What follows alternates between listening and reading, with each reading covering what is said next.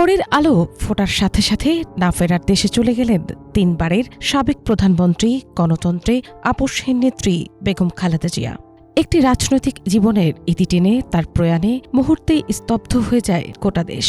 রাজনীতি থেকে শুরু করে ক্রীড়া, শিক্ষা, সংস্কৃতি সব অঙ্গনে নেমে আসে গভীর শোকের ছায়া।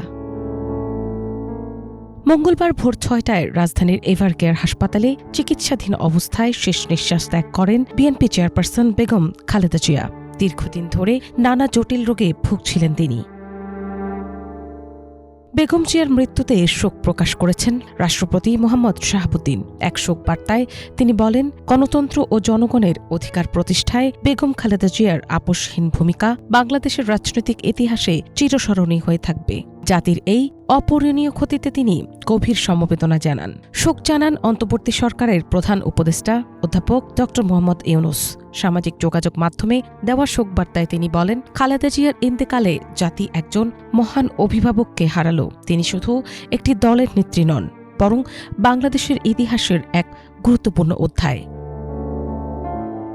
বিএনপির মহাসচিব মির্জা ফখরুল ইসলাম আলমগীর বলেন, দেশ ও গণতান্ত্রিক পৃথিবীর রাজনীতিতে এক বিশাল শূন্যতা সৃষ্টি হয়েছে। যিনি সারা জীবন জনগণের অধিকার ও গণতন্ত্রের জন্য সংগ্রাম করেছেন, তাকে হারানো অপূরণীয় ক্ষতি। শোক প্রকাশ করেছেন জামায়াত ইসলামের আমির ডা শফিকুর রহমান। তিনি মরহুমার রুহের মাগফিরাত কামনা করে শোক সন্তপ্ত পরিবার ও দলীয় নেতাকর্মীদের প্রতি সমবেদনা জানান। জাতীয় নাগরিক পার্টির আহ্বায়ক নাহিদ ইসলাম সামাজিক মাধ্যমে শোক প্রকাশ করে লেখেন, দেশ ও জাতির সার্বভৌমত্বের প্রশ্নে খালেদা জিয়া ছিলেন আপোষহীন।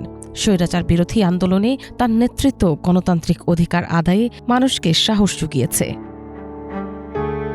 খালেদা জিয়ার মৃত্যুতে শোক জানিয়েছে ঢাকা বিশ্ববিদ্যালয় কেন্দ্রীয় ছাত্র সংসদ ডাকসু। পিপি সাদেক কায়েম, GS/SM ফরহাদ এবং AGS মহিউদ্দিন খান স্বাক্ষরিত এক বিবৃতির শোক বার্তায় বলা হয়, শহীদ রাষ্ট্রপতি জিয়াউর রহমানের শাহাদাতের পর দেশের এক অন্ধকার সময়ে বেগম খালেদা জিয়া দৃঢ় প্রতিজ্ঞায় উঠে দাঁড়িয়েছিলেন।